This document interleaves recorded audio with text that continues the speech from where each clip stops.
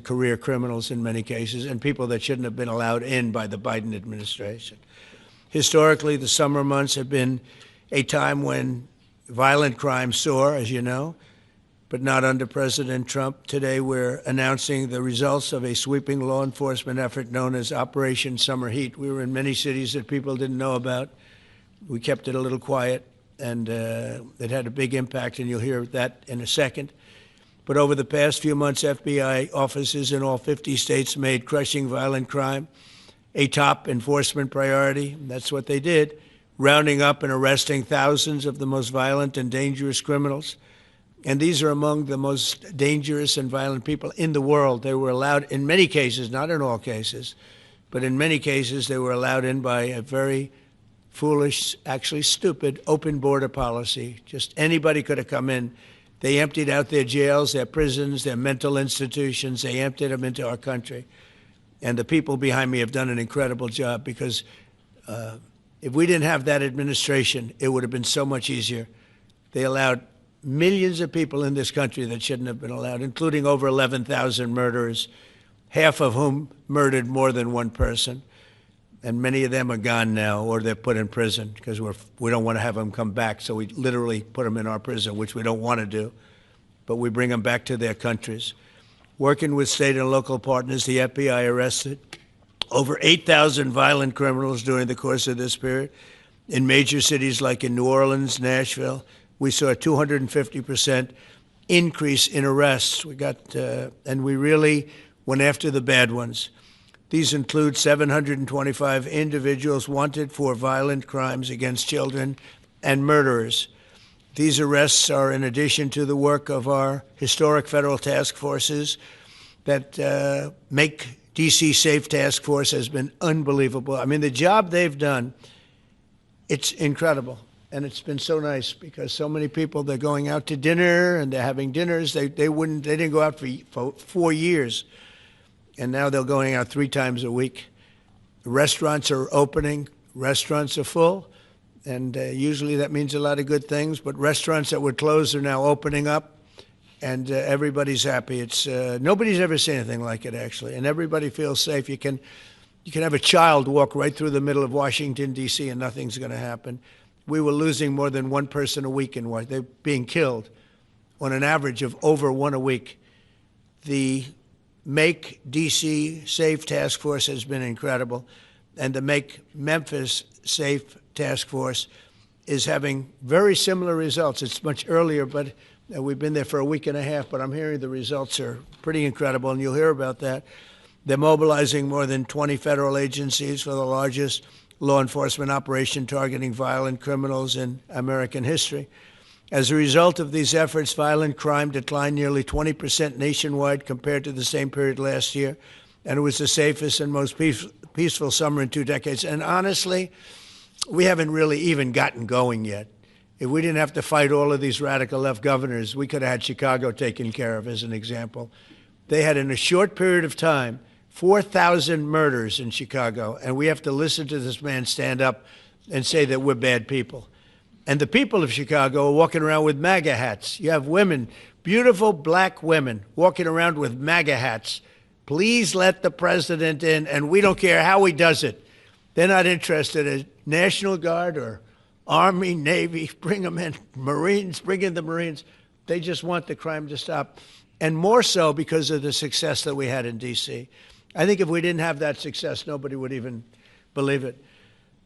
So I want to congratulate all of the incredible law enforcement professionals joining us today, especially Attorney General Pam Bondi, who's terrific, Deputy Attorney General Todd Blanche, who is a fantastic legal talent. He really is. He's a great guy, too. And, of course, FBI Director Kash Patel. They have worked so hard on this and other things. Since the start of the administration, the FBI has arrested over 23,000 violent criminals, more than double the number arrested in the final year of the Biden disaster. The FBI has also destroyed or severely disrupted more than 170 organized criminal enterprises and gangs, 1,600 of the most violent gangs, and confiscated over 6,000 illegal firearms and They've tracked down and arrested 4 fugitives on the most wanted list, 4 of the most wanted. Actually, 2 of them were the most wanted fugitives in the world. There's still much more work to be done, which is why the FBI continues to work alongside the Department of Justice, the Department of Homeland Security, and the Department of War to defend. And Pete Hegseth has been fantastic, by the way, on this too, on other things, but on this too, to defend law and order and combat violent crime, arrest illegal aliens, and make American cities the safest in the world. And when I campaigned, I talked about crime, but I never knew that we were going to get into it like we did. You know, I mean, I used to watch these cities with the murders. Chicago recently had one deal where they had 11 murders in one weekend, and they said, well, yeah, but it was a holiday weekend. They actually told me that was the reason, like it was okay because it was a holiday. It was Labor Day.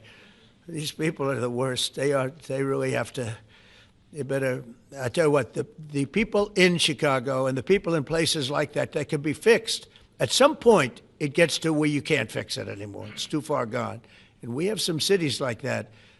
But these are great cities that can be fixed. I'm going to be strongly recommending, at the request of government officials, which is always nice, that you start looking at San Francisco. I think we can make San Francisco, there's one of our great cities 10 years ago, 15 years ago, and now it's a mess. And we have great support in San Francisco, so I'd like to recommend that for inclusion, maybe in your next group. You'll get great support. Every American deserves to live in a community where they're not afraid of being mugged, murdered, robbed, raped, assaulted, or shot. And that's exactly what our administration is working to deliver. I didn't realize I was going to make this such a big factor in the administration. I didn't really campaign. I campaigned on crime, but I never thought we'd go into every city and take a really safe city that we've all been living with for years and make them safe. And now it's like a passion for me, and it's a passion for the people behind me. So I didn't get elected. I did get elected for crime, but I didn't get elected for what we're doing. This is many, many steps above. And I want to thank Stephen Miller, who's right back in the audience right there.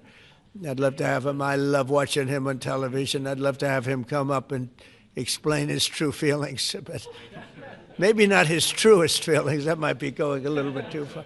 But Stephen, thank you for doing an unbelievable job. And the people of this country love you, I'll tell you, and they love what you say about crime and stopping crime. So now I'd like to ask Director Patel to say a few words, and then Pam and Todd also. And I just want to congratulate them. This is an amazing thing. And we're just at the start. We're going to go into other cities that we're not talking about purposely. We're getting ready to go in. And when they go in, like Kash as an example told me that people didn't even know, 5 months ago they went into Chicago, and they started doing a lot of work in Chicago, and we brought the numbers down a little bit, and but that really was just preparatory work for what we're going to do with the surge. We're going to have a surge of strong, good people, patriots, and they're going to go in, they straighten it all out. So a lot of these cities we're already working on, but we don't do it with a big flavor.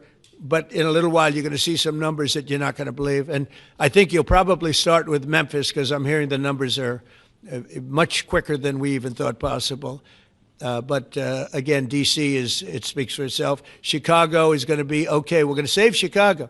And I told you, and I told them, a very respected man, the head of the Union Pacific, said, "Sir, save Chicago. It can be saved." And the way he said it, it was like, can you believe it? We're trying to save Chicago. But I understood exactly what he wants, and that's what we're going to do. We're going to save all of our cities, and we're going to make them essentially crime-free, like other countries have crime-free. If you go all over the world, you go to the world, you hear Afghanistan and you hear all these different places. Our crime in certain cities is worse than anything they can even imagine, and we're not going to have that any longer. It's going to stop, and it stops right here. Kash, please. Thank you, Mr. President. What I'd like to do is just highlight some of the outstanding work that the men and women of the FBI have been doing. And thanks to your brave leadership and the mandate you were given by the American people to not only defend the homeland but crush violent crime, you tasked us with our great partners at the Department of Justice and the Attorney General and the Deputy Attorney General to start making arrests and bring prosecutions and safeguard our cities. And you said it, this is just the beginning. In just 7 months, I hope the media takes a look at every one of these charts because these are the best numbers for fighting crime in U.S. history, and it's only 7 months in. And to do that, our vehicle to do it of choice was Operation Summer Heat, which the FBI architected to go after violent criminals. And in just a 3-month span, you had 8,700 arrests of violent criminals. You had 2,200 firearms seized off the streets permanently to safeguard our communities. You had 421 kilograms of fentanyl seized. Just to put that in perspective, that's enough to kill 55 million Americans alone. You had 45,000 kilograms of cocaine seized, and thanks to our Department of Justice partners, you had 2,100 indictments in 3 months, from June to September alone. Mr. President, that in and of itself would be historic for a 4-year presidency. You did that in 7 months because you let good cops be cops, and you partnered us with the right people, the Department of Justice, to put the handcuffs on and bring them to court and put them in prison. And if that weren't enough, when you look at the year, for the entire 7-month period that we're talking about here, if you look at the past 4 years of the Biden administration, 16,000, 17,000, 15,000, 15,000. That's the number of arrests year over year of violent felons in this country for the Biden administration. Mr. President, in 7 months, you have 28,600 arrests of violent felons in just 7 months alone because of your leadership and the dedication of the men and women at the FBI who want to go out there and do the job they were prevented from doing because that department used to be weaponized and politicized. And this is what happens when you take out the fangs of weaponization. This number is historic by every metric. 28,000 people have been arrested, violent felons alone. And then when you go over there and look at some of these charts, if you don't mind, I'll just hop over here. Look at the metrics for not just violent crime, but the homeland. Mr. President, during your administration, the FBI has found and located 5,400 children. That is a 30% increase year to date over the last administration. Violent crimes against children arrests alone are up 10%. Gang arrests are up 210% in the last 7 months alone. And transnational organized crime, which Stephen Miller has been a great partner in, is up over 12% alone. These numbers are historic just as a snapshot.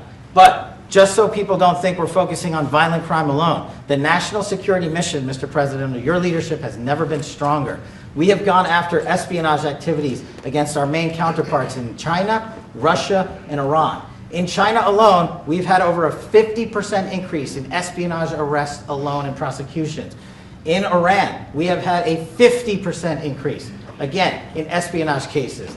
And in Russia, we've had a 33% increase in espionage cases alone. When it comes to counterterrorism, year to date, we have 125 arrests this year versus 100 last year, year to date alone. And when it comes to the cyber criminal activities, which are some of the largest enterprises plaguing everyday Americans, we at the FBI have put out a mission to go after cyber criminals like never before. Last year, they had in total 191. This year, you already have 252 arrests. 52 arrests of violent cyber criminals who are stealing from senior citizens, who are violating our children's rights and freedoms, and who are violating everyday Americans. These programs are record. And two of the things I'll finish with that I'm most proud of, Mr. President, this FBI. Fentanyl. As you know, it's a scourge that is killing our youth, 100,000 plus a year. To date, the FBI has seized 1,900 kilograms of fentanyl. That's enough lethal doses to kill 127 million Americans alone. To date. And if that weren't enough, Mr. President, you said we have to go after the worst of the worst. And you empowered our Department of Justice, our Attorney General, Deputy Attorney General, and the Deputy Director at the FBI, led the charge, not just on summer heat, but he also led the charge in the FBI's 10 most wanted fugitives. These people have been on the run for years. And in 7 months, you captured not 1, not 2, not 3, but 4 of the FBI's most top 10 fugitives. 4. And just to put that in perspective, Mr. President, the Biden administration captured 4 in all of 4 years. You're on 7, and we're going to get to 10. We're going to get to 10 of 10. This includes a lady who murdered her 6-year-old handicapped child and fled to India. We got her in 2 months. This includes a narco trafficker. This includes a sex trafficker. This includes another first-degree murderer and gangbanger. These people were on the run because of the prior administration's reckless policies that destroyed our communities, and you came in and with a mandate said, Go after the worst of the worst. This is just the beginning. This is what happens when you let good cops be good cops at the FBI. Mr. President, I just want to thank you for your incredible leadership, our brave partnership with prosecutors who know how to bring cases and make sure these arrests stick. And that's what the Attorney General and the Deputy Attorney General have led the charge across this country, because arrests without prosecutions are meaningless. We are deterring criminals from doing this activity. We are preventing criminals from coming into America, and we are absolutely crushing violent crime like never before and defending this homeland, sir. And not to mention, I almost forgot this one, it took you, sir, 2 weeks to get the Abbey Gate bomber. Joe Biden had 4 years to look for him. You got him in 2 weeks, thanks to the interagency effort by the FBI and the CIA, went to Pakistan, and now 13 brave warriors who were senselessly murdered because of the disastrous Afghanistan withdrawal. They have justice, their families have a peace of mind, and we're going to continue to find the others, Mr. President. On behalf of the FBI, sir, I just want to thank you. Thank you very much, Kash. Great job. Very good. Very impressive. Ken? President Trump, the men and women of law enforcement say two things to me repeatedly. First, you have taken the handcuffs off them and let them do their jobs, and you let cops be cops. That's why all this is happening.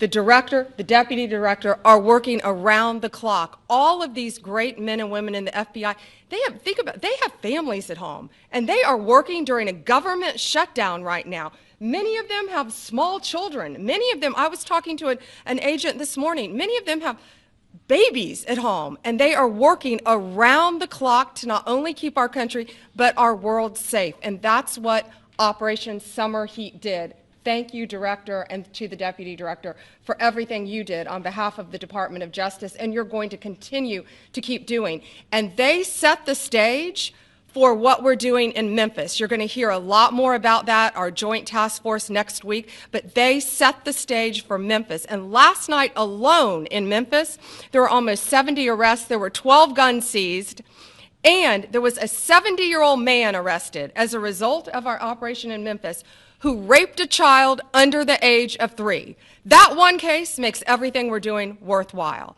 So thank you all for being here on behalf of both of us. Thank you, President Trump. Thank you. Todd, you want to say something? Sure. Thank you, Mr. President. So this is a great day, and I think there's stats that the director talked about which are important, but I want to give 2 examples of what Summer Heat has done that actually will apply hopefully to everybody in this room. The first is for over 4 years during the last administration, there was a hotel in a town, the middle of a town in Alaska, that was being run as a drug den. There were over 1,000 calls to 911 over 4.5 year period. There were multiple violent crimes, drug dealers, overdoses, and murders at this one hotel, ruining a community.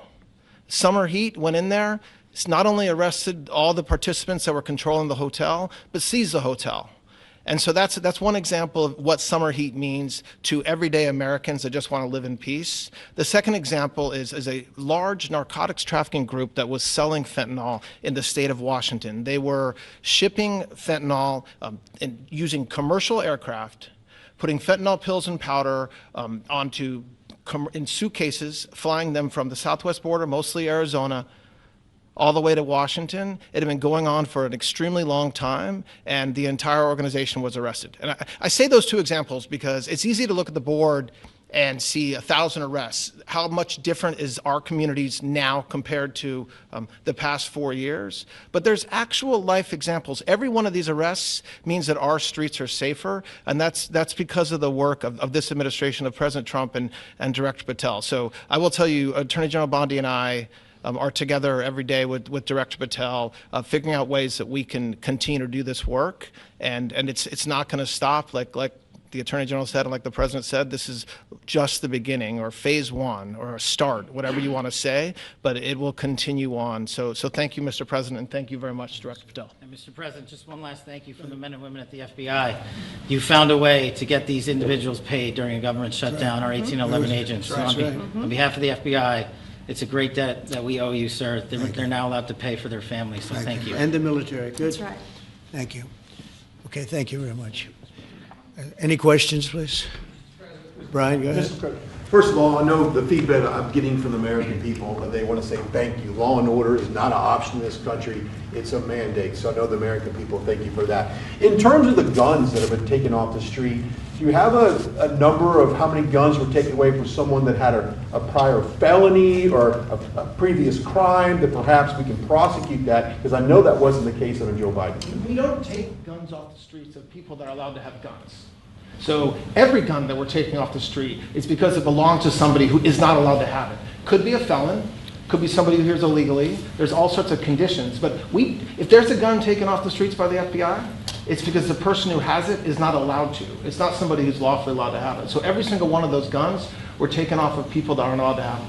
And not including the FBI, all of the other agencies. ATF alone, since January 20th, has removed over 25,000 illegal guns off our streets, just since President Trump's been in office. And Mr. President, if I could follow up on that, could there be any further conversation to have national concealed carry applied to actual DC? Like if you had a driver's license in Texas and you had a permit, of course you could drive. Well, as you know, they've been talking about that for a long time. It's an interesting question. A lot of people feel strongly both ways, but we are talking about that, Brian. Thank you. Mr. President, on Venezuelan boats, I want to ask you, why not have the Coast Guard stop them, which it is empowered by law to do? You know, this way you can confirm who's on the boat and ensure that they're doing what you suspect. Because we've been doing that for 30 years, and it has been totally ineffective. They have faster boats. Some of these boats are seriously, I mean, they're world-class speedboats, but they're not faster than missiles. But we've been trying to do that for years, and so much of the drugs, 25–30%, would come in through the seas. Right now we have, I would say, none coming in through the seas. In fact, I don't know about the fishing industry. If you want to go fishing, a lot of people aren't deciding to even go fishing. We've almost totally stopped it by sea. Now we'll stop it by land. What's the next But step? it never worked. It never worked when you did it in a very politically correct manner. What's the next step in this war on cartels, and are you considering options, are you considering strikes on land? Well, I don't want to tell you exactly, but we are certainly looking at land now because we've got the sea very well under control. We've had a couple of days where there isn't a boat to be found. And that, I view that as a good thing, not a bad thing. But we had tremendous amounts coming in by boats, by very expensive boats. You know, they have a lot of money, very fast, very expensive boats that were pretty big. And the way you look at it is every boat that we knock out, we save 25,000 American lives. So every time you see a boat and you feel badly, you say, wow, that's rough. It is rough, but if you lose 3 people and save 25,000 people, these are people that are killing our population. Every boat is saving 25,000 lives, and you can see it. The boats get hit, and you see that fentanyl all over the ocean. It's like floating in bags. It's all over the place, and it's a tremendous. We're saving tremendous amounts of lives. Yeah, Mr. please. President, on that issue. I know you've talked about. I have a question for you, and then I also have a question for Director Patel. I know you talked about having some distaste for Boston recently. Is this one of those cities that you might be looking into, and can you give us a hint about other cities that you might be? You're saying for where? For where? For Boston. Yeah. Well, Boston has a bad mayor who at least is a reasonable IQ person. You know, most of them are low IQ. But, and they're so bad. I mean, what's going on in Chicago is just, you'd think the guy would say, hey, look, we have a problem, Mr. President. Could you come in and straighten it out? We could have that done in a month if we had their cooperation. It's going to be done anyway, but we could have it done in a month. Yeah, Boston, she's got 4 areas that are, wrong. And, somebody said, would we think about taking the World Cup away from Boston if they don't straighten it out? And the answer is yes. We have the right to do that with FIFA. So if we think that LA is going to be bad, or we think that applies a little bit to the Olympics too, but we'll talk about FIFA first. FIFA is very hot. If we think there's any reason that, whether it's Boston or anywhere else, that they're not doing their job, we're going to take those World Cup games and move them someplace else. Thank you. And then Director Patel, there's been so many conspiracy theories swirling around about the assassination of Charlie Kirk. Do you have any updates for us, especially in light of all the online content that everyone's been talking about? The only thing we deal with at the FBI and the Department of Justice is facts. And we delivered at record speed a manhunt to capture Charlie Kirk's alleged assassin in 33 hours. And if you put that in perspective to Luigi Mangione with the Boston bomber, they took them 5 days and a police officer lost their life in their manhunt. We are running on absolutely every single lead. And the best thing we can do to honor my friend Charlie Kirk's life is to make sure that everyone involved is prosecuted to the full extent of the law. And that's what we're focused on, investigating the facts, not trading in conspiracy theories. Okay.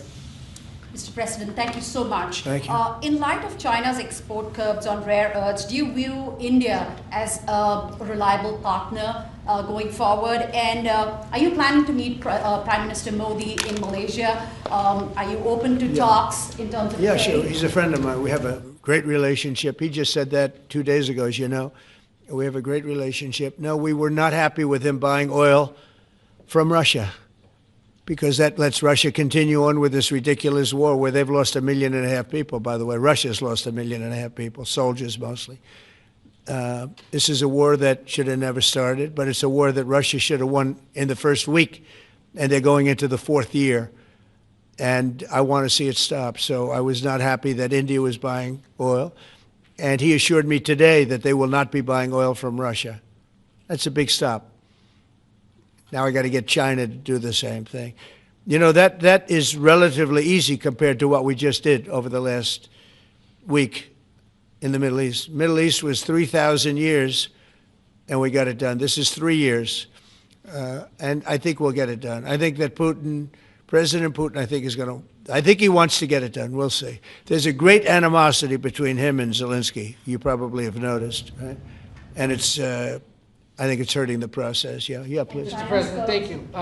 Curious, why did you authorize the CIA to go into Venezuela? And is there more information you can share about these strikes on the alleged Well, I can't drug do busts in that, the but Caribbean? I authorized for 2 reasons, really. Number one, they have emptied their prisons into the United States of America. They came in through the, they came in through the border. They came in because we had an open border policy. And as soon as I heard that, I said, a lot of these countries, they're not the only country, but they're the worst abuser. And they've entered they've allowed thousands and thousands of prisoners, people from mental institutions, insane asylums, emptied out into the United States. We're bringing them back, but that's a really bad, and they did it at a level that probably not, many countries have done it, but not like Venezuela. They were down and dirty. And the other thing are drugs. We have a lot of drugs coming in from Venezuela. And a lot of the Venezuelan drugs come in through the sea, so you get to see that. But we're going to stop them by land also. Does the CIA have authority to take out Maduro? Oh, I don't want to answer a question like that. That's a ridiculous question for me to be given. Not really a ridiculous question, but wouldn't it be a ridiculous question for me to answer? But I think Venezuela is feeling heat, but I think a lot of other countries are feeling heat too. We're not going to let this country, our country, be ruined because other people want to drop, as you say, their worst. They have given us their worst. They've loaded up our country with prisoners, with mentally ill people that are seriously ill, criminally ill. And we're not going to take it. And so, I mean, it's just one of those things. And I can tell you, we've taken care of the sea. There's nobody, and we're watching. We're watching. And if we see it, we'll save it. Yeah, please. On the ships, though, sir, there are Republicans and Democrats up on the Hill concerned that in the briefings they've gotten about those attacks, they're not necessarily getting information about who was on them and what exactly was on those ships. Can you ensure that at but least they are lawmakers given will be told that? information that they were loaded up with drugs, and that's the thing that matters. When they're loaded up with drugs, they're fair game. And every one of those ships they're not ships, they're boats, they're speedboats. They're extremely fast, record-setting type speedboats. They cost a lot of money, and they have a lot of money because they're drug sellers. But they know one thing, and they all have the same thing in common. There's drug dust. They call it drug dust. They call it fentanyl dust all over the boat after those bombs go off. And you can take along. Attack them, though, that they're a drug We know before. We know when they go out. We know we have much information about each boat that goes out. Deep, strong information. Yeah, please. Sir, you're going to have Vladimir Zelensky here this week. What is your message at this stage of the war for him? And shy of tomahawks. To who is that? For Zelensky. Yeah. And shy of tomahawks for Ukraine. Are you considering other options, and will you speak with Vladimir Putin about No, we're looking at other options. We are. President Zelensky's coming in. I'm not a fan of the war. I'm not a fan of the way it started. It should have never happened. It wouldn't have started if I were president. The election was rigged. And because of that, we lost a lot of lives have been lost because of that war. Not American lives, but if I can save a lot of lives, that's why I'm in it. I want to save lives.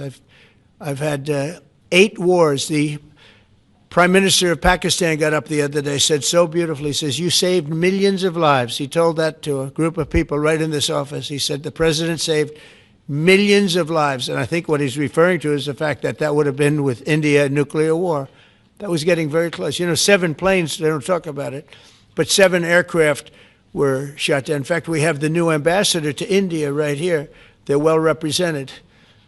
You better represent us, not them, okay? But Sergio's going to do a great job. He's going to do a great job. But no, we'll be talking about the war with him, and we'll be talking about, I mean, they want to go offensive. I'll make a determination on that, but they would like to go offensive, you know that, and we'll have to make a determination. Can I follow up the question? Given you have the FBI Director and Attorney General here today, Jim Jordan has asked Jack Smith to appear into the House Judiciary. You mean deranged, Jack? He's a deranged individual, yeah. He's asked him to Well, they should. I'm surprised it takes so long. You know, we're talking about violent crime. What about the crime against a political opponent? That's what we have to talk about, too. Jordan would like to understand the full extent to which the Biden-Harris Justice Department weaponized federal law enforcement. What do you think the committee will find out, Mr. Smith? I think it was the worst weaponization of a political opponent in the history of the world, let alone this country. And I hope that everybody's, you know, they're involved in it. I'm not. I'm the one that had to suffer through it and ultimately win. But what they did was criminal. Deranged Jack Smith, in my opinion, is a criminal. And I noticed his interviewer was, I think that was Weissman. And I hope they're going to look into Weissman, too. Weissman's a bad guy. And he had somebody in Lisa, who was his puppet, worked in the office really as the top person. And I think that she should be looked at very strongly. There was tremendous criminal activity having to do. If we don't have fair elections in this country, we're not going to have a country. And I've said it from the beginning, fair elections and borders. And we need also fair press, because if you don't have fair press, it's very tough. And we've got the strongest border of anybody. Nobody has a border. We have a border where the numbers just came out again. You saw 0 people came in illegally. Now, we do take people into our country legally, but 0 people. But, you know, you're talking about a different subject. You're talking about political crime. They have committed massive political crime. I hope they're looking at Shifty Schiff. I hope they're looking at all these people. And I'm allowed to find out. I'm allowed to, you know, I'm, in theory, the chief law enforcement officer. But I have a very good, talented group. This is about something else. But I hope they're looking at political crime, because there's never been so much political crime against a political opponent as what I had to go through. They raided my house in Florida. It was an illegal raid.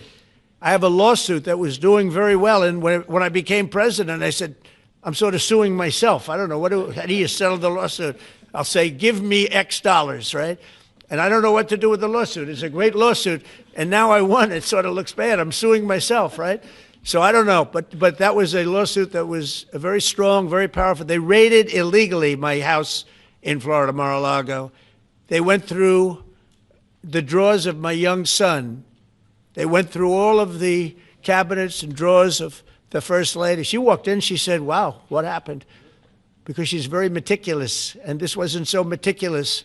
As she looked into the drawers and she saw everything a mess. It's what they did against a person that just got out of office. And then you look at these corrupt people. You look at Hunter Biden. You look at the signature. As an example, the Autopen. I just signed so many different things. An admiral, a 4-star general. I'm signing them left and right, the commissions. And by the way, I want to compliment John Thune and also Mike, our great speaker. But John Thune, all of a sudden I'm getting these things by the hundreds. I was getting one every 2 weeks. It would have been 4 years before you got them in more. You would have had some that didn't even get in, all because of Democrat obstruction. So John Thune did a great job. I must have signed 200 into the administration. We're just about caught up. It's amazing. And so compliments to John. He had to do some things that were very tough to do that he didn't want to do, but he was forced to do it by the Democrats. And as far as the shutdown's concerned, this is a Democrat Schumer shutdown. And he's trying to do it to get relevance back into the party because he's a loser. I've known him all his life. He's always been sort of a loser, but an intelligent one. But I think he's losing IQ points with time. I think that happens. I hope it hasn't happened with me. I know if it did, you guys will let me know about it very quickly. Question on violent crime, sir. Here in D.C., a judge has given the two teenagers that beat up ex-Doge staffer Big Balls probation. It's incredible. And no jail time. Is this justice? Jeanine Pirro is doing a fantastic job, and she is beside herself because you have these radical left judges that they beat the hell out of this guy. And there was many people against this one guy who was really trying to protect his girlfriend. He didn't want to hooded over the door but they really beat him up badly. That just happened, right? Yes. Wow, that's terrible. I think the judge should be ashamed of himself. That's a big problem. You know, they can do their job and then they go into a court and the people are protected by these, I don't know where they come from. Where do these people come from? Where do the judges come from? I want to compliment on behalf of Pam and Todd and all of us because, Kash, I think that Jeanine has done a fantastic job. And the case I heard was like flawless. It's a flawless case. They have them on tape. They have everything. And then a judge gives them a little probation. These are rough guys. And they're young. And if that happens, they're going to grow up. They're going to be real bad. They're going to cause a lot of problems. Yeah, please. Go ahead. So, Sergio Gore has just gotten back from India. What were the conversations like with Prime Minister Modi and the other? I think they were great. He reported to me that he's a great man, you know. Modi is a great man. That he loves Trump. Now, I don't know if the word love, I don't want you to take that any different. I don't want to destroy his political career, okay? But you have to understand, I've watched India for years. It's an incredible country. And every single year you'd have a new leader. I mean, some would be in there for a few months. And this was year after year after year. And my friend has been there now for a long time. And he's assured me there will be no oil purchased from Russia. I don't know, maybe that's a breaking story. Can I say that? Would you say? There will be no oil. He's not buying his oil from Russia. It started. You know, you can't do it immediately. It's a little bit of a process. But the process is going to be over with soon. And all we want from President Putin is stop this. Stop killing Ukrainians and stop killing Russians because he's killing a lot of Russians. Again, it doesn't make him look good. It's a war that he should have won in 1 week, and he's now going into his 4th year. That does not make this big so-called war machine look good. But he could make a settlement. We're willing to settle. I thought we had a deal. The hatred of the two leaders is very, you know, it's an obstacle. It's an obstacle. There's no question about it. But I thought we had a deal 2 months ago. Who would think I created peace in the Middle East and can't get the two guys to settle? But I think we'll get them. But if India doesn't buy oil, it makes it much easier. And they're not going to buy. They assured me they will. Within a short period of time, they will not be buying oil from Russia. And they'll go back to Russia after the war's over. Jennifer? On the shutdown, sir, are FBI officials being paid right now? Are all the FBI employees being paid, and are all the... Well, that's what I understand. I hope so. Thanks to your great work, Mr. President, the 1811 special agents at the FBI are going to receive their paychecks. Got a lot of people paid, actually. We got the people that we want paid, okay? And we want the FBI paid, we want the military paid. We got the people that we want paid. And I'll tell you, the Democrats, they don't talk about this. You know, we're getting rid of programs that we didn't like, but that were negotiated in, but we didn't like. We're terminating those programs, and they're going to be terminated on a permanent basis. And it's thousands of people, and it's you know, billions of dollars. We're getting rid of a lot of things that we never wanted because of the fact that they made this stupid move. And they don't want to talk about it. You know, they have their day coming up. I hear very few people are going to be there, by the way. But they have their day coming up, and they want to have their day in the sun. But they should really make a deal. So what we're doing, I mean, they call him Darth Vader, but he's actually a very nice person, Russell Vogt. But Russell Vogt is really terminating tremendous numbers of Democrat projects. There's not only jobs, I mean, the project in Manhattan, the project in New York, it's billions and billions of dollars that Schumer has worked 20 years to get. It's terminated. Tell him it's terminated, Jennifer. All right. On Hamas, sir, what is your understanding of the pace of returning the deceased hostages? Are you pleased? Well, with they're that looking pace? for them. Absolutely, they're looking. So we have the living hostages all back. They returned some more today. It's a gruesome process. I almost hate to talk about it. But they're digging. They're actually digging. There are areas where they're digging and they're finding a lot of bodies. Then they have to separate the bodies. You wouldn't believe this. And some of those bodies have been in there a long time. And some of them are under rubble. They have to remove rubble. But there are graves, and some are in tunnels that died in tunnels that are way down under the earth. And the tunnels are like 3 feet. Can you believe it? 3 feet high. They lived like this for a long period of time. It's a horrible atrocity. At the same time, we, meaning Israel, but I knew everything they were doing pretty much. I knew most of the things they were doing, but they've killed probably 70,000 of these people, Hamas. And I said, it's time now. So we'll see what happens. We'll also see what happens. Your next question is going to be the weapons. We want the weapons to be given up, sacrificed, and they've agreed to do it. Now they have to do it. And if they don't do it, we'll do it. We had the head of CENTCOM today suggest that Hamas needs to hurry up and disarm and follow your comprehensive plan. Yeah. That it was the head of CENTCOM saying that. Is that not a signal to Hamas, to the rest of the world, that at some point the U.S. military may more directly engage? We won't need the U.S. military. We won't need it. Why not just you? Because we're very much involved in it. If we weren't involved, there wouldn't be peace. If we didn't destroy the nuclear capability of Iran, that deal would have never happened for two reasons. The Arab nations would not have felt bold enough to do it because you have a very powerful, at that time, Iran. It's not powerful anymore between what Israel and us did. Because, the attack was, if you look at it, we helped them very much. They will be the first to tell you, including shooting down thousands of drones that were coming into Israel. We shot them down. We were shooting them down like it was target practice, but we shot down thousands of drones and missiles also going into Israel. But between what we did to Iran that way with the, conventional, we will call it, and what see that beautiful plane, that B-2, I noticed it on the desk. I always thought it was beautiful, but I never understood it. Now I understand. It took in hundreds of thousands of bombs in the form of two, but hundreds of thousands of pounds of bombs. And every single bomb hit perfectly. Then they sent Tomahawks in. They sent 30 Tomahawks on top of it. And that was totally, CNN said, well, maybe it wasn't as bad as Trump said, because I said obliterated. Obliterated is not a strong enough word, actually. And you saw the Atomic Energy Commission came out and said the word obliteration is very, very, think of it.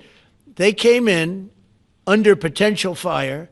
They entered Iran airspace late at night, in the dark, no moon. The moon was low for a reason. What time we picked it. You couldn't see anything. And they hit every target, and they weren't hit. Nobody saw that plane. That plane is stealth. Nobody saw it. The problem with that is it may be stealth today, but tomorrow it won't be.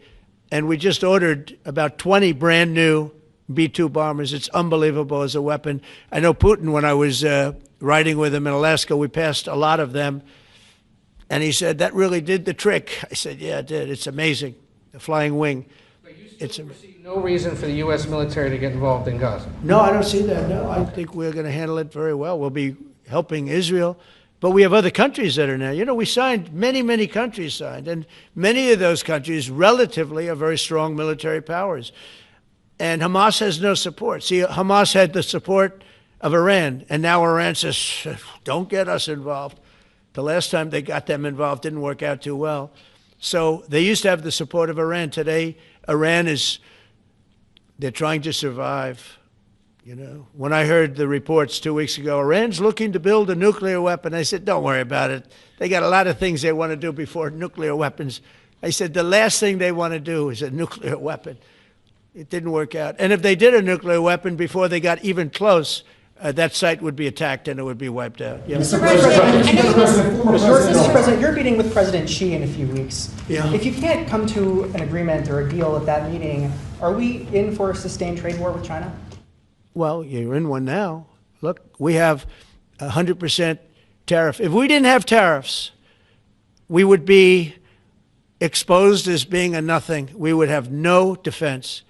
You know, they've used tariffs on us, but we've never had anybody sitting in that chair that felt the need to do it. And they've allowed us to be $37 trillion in debt, et cetera, et cetera.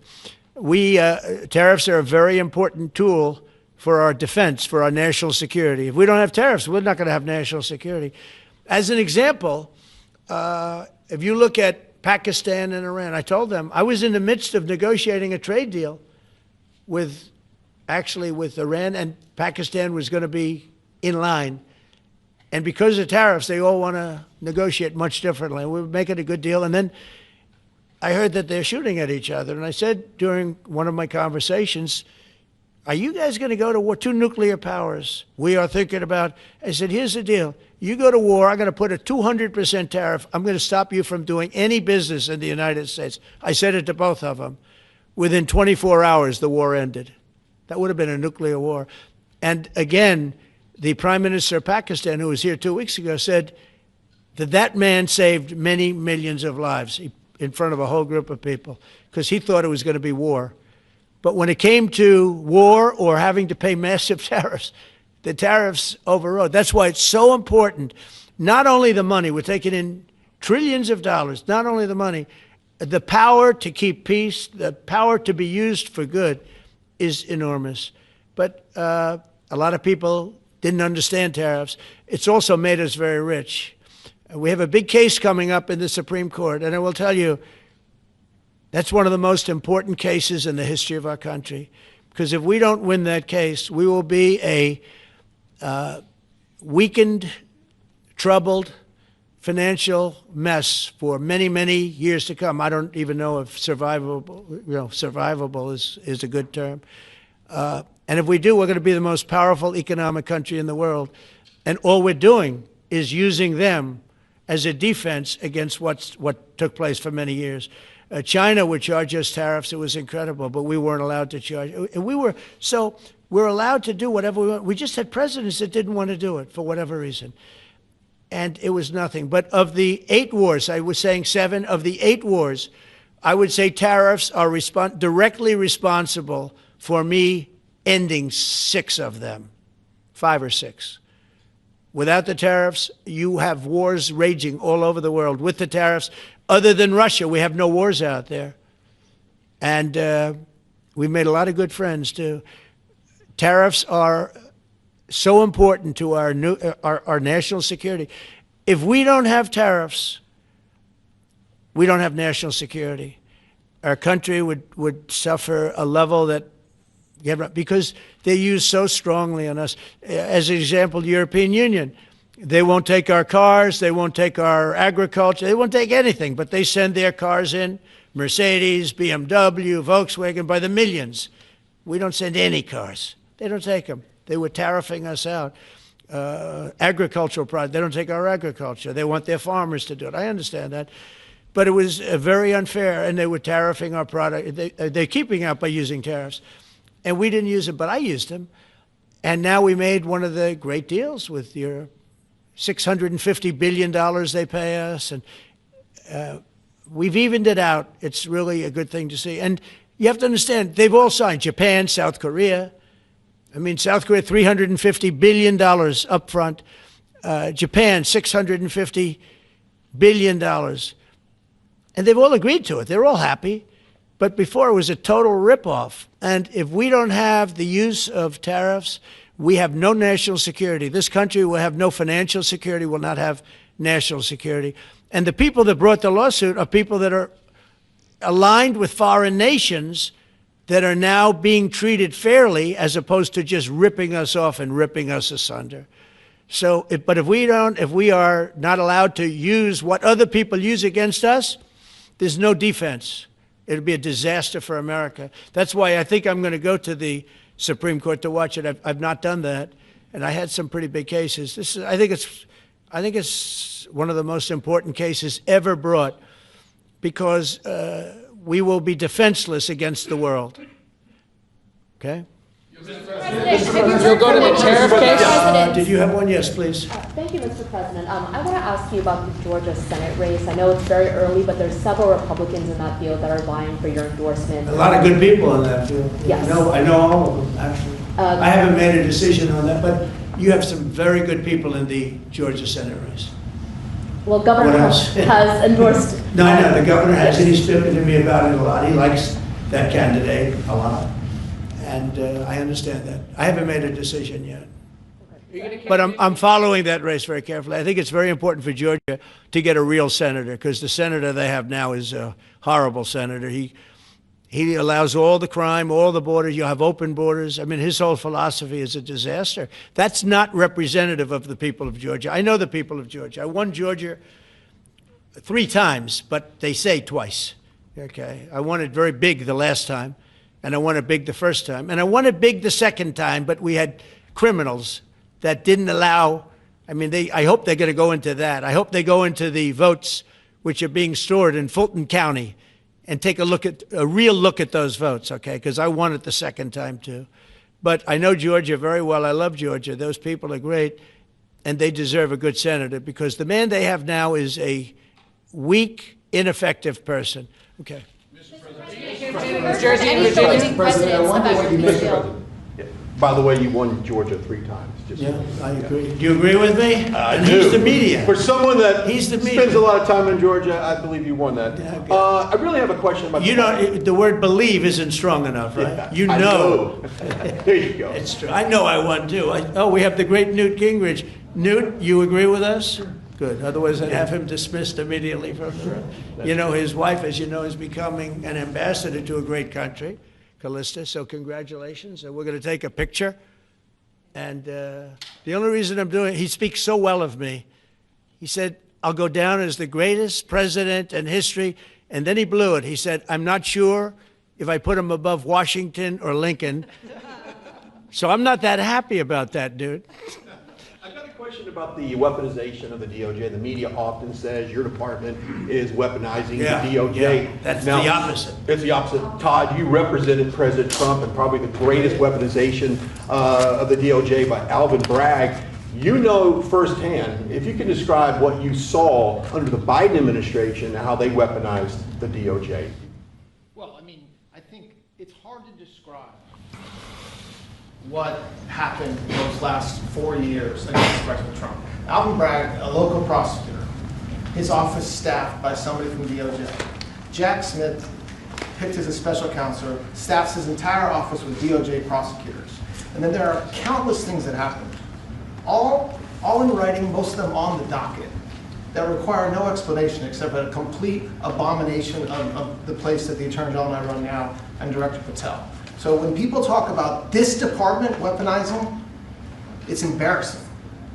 Because there's no scenario in which you can look at what we're doing, restoring justice, doing the right thing in every single case, and say that that's weaponization, and yet remain eerily silent about what happened for the past 3 years. I mean, you read these articles and giggle, because it cannot be true that people really think that what they did to him, not once, not twice, I'm still counting 3, 4 times, but we're the ones that are weaponizing. So this man is not weaponizing the Department of Justice. We're not weaponizing the Department of Justice. It's the opposite. I mean, and also, nobody questions what I'm saying because it's true, because we all lived the past 4 years. So listen.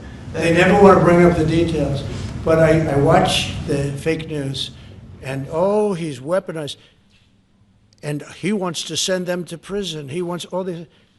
They indicted me like 5 times. I took a mug shot. Who would have thought it turned out to my favor? Because it was a good shot. But I had to take a mug shot. It's right out there on the door. New York Post, front page of every paper in the world. I had a mug shot. They wanted to send me, nobody says that. They say, he's acting very, very tough. He's acting unfair. Let me tell you, if they've been nice to anybody, it's to those criminals, because they are so good having to do with all of the things we're talking about today with violent crime. But if anything, I think this Justice Department has been so respectful of the law, because the other Justice Department, with Rita or Lisa and all of that scum, real scum, what they did to the political opponent of a guy that has a seriously low IQ. Now, in his case, it was low based on his career, but it got real low, okay? It was descending rapidly. But what they did to go after his political opponent is legendary, worse than any third world country, banana republic. And what we're doing is nothing. Are you kidding? Nothing. They write stories. Why aren't they doing this? And we'll leave. I don't have to leave it up to them, but I choose to at this moment at least. But there's never been anybody treated in the history of politics. You know, they say the two worst treated presidents by the media, etc., was that man right there, the late, great Abraham Lincoln, and this guy right there, Andrew Jackson. They say Andrew Jackson was treated terribly. They give him number one and number two, but that was before I came along, Newt. I say I have number one times 10. Nobody's been treated like I've been treated. And I did a great job. You know, we had a great first term. And we had one of the most successful economies in history, et cetera. I rebuilt the military. We did a tremendous amount. The last part, we had a horrible thing called COVID, and we handled that well. We made ventilators for nations all over the world. We did a great job. Probably never get credit for it. Look at the therapeutics, the Regeneron, all the different things, the vaccines, all the things we did. We did a great job, but we had to focus on that. But we had the best economy in the history of our country. We're blowing it away right now. Look at the stock market. It hit another all-time high today. That's 48 days out of the few days that I've served. 48 days have already hit record highs. And we have, maybe most importantly, the number, we have now, I was saying 17, it's over $18 trillion is being poured into our country. It's because of the election and because of tariffs. Without the tariffs, you wouldn't have probably 18 cents. It's because of the tariffs, because there are no tariffs if they build in our country. And they understand that. So we have medical companies coming over. We have the AI. We're dominating China in AI. Everybody said that's impossible. We're dominating. I'm letting these massive plants build their own electric generating plants. They're becoming utilities in addition to everything. Maybe they'll make more money with that, who knows? But they're building their own electric because we have an old grid. You wouldn't be able to do that. And we're dominating China. We're dominating with AI, which seems to be the new big thing. That's the new internet. That's the new whatever. So we're very happy with the job we're doing. I'm very happy with the job they're doing. But when you tell me about attacking a political opponent, there's never been, and I'm a legitimate opponent. I watch my son. He's got the #1 best-selling book now. My son, Eric, is a wonderful kid. That guy spent so much time with subpoenas. He got more subpoenas than anybody in the history of our country. Think of it. And he's an innocent, good boy. He's a good kid. He's always been a good kid. All of my children are good. They went through hell. My children went through federal grand juries on a hoax. Think of it. You have Adam Schiff and Hillary Clinton and others make up a hoax and then wanting to so they know it's a hoax, and they go before the press, say Donald Trump Jr. will go to jail because of what he's done with Russia. I'll never forget, I get a call from my son, Don, and he said, Dad, I'm being accused of something with Russia. I don't know anything about Russia. He didn't know anything about it. Think of it, how bad they are. They say he'll go to prison for the rest of his life. He knew nothing about it. On a hoax, the Russian hoax, Russia hoax, on a story that they made up.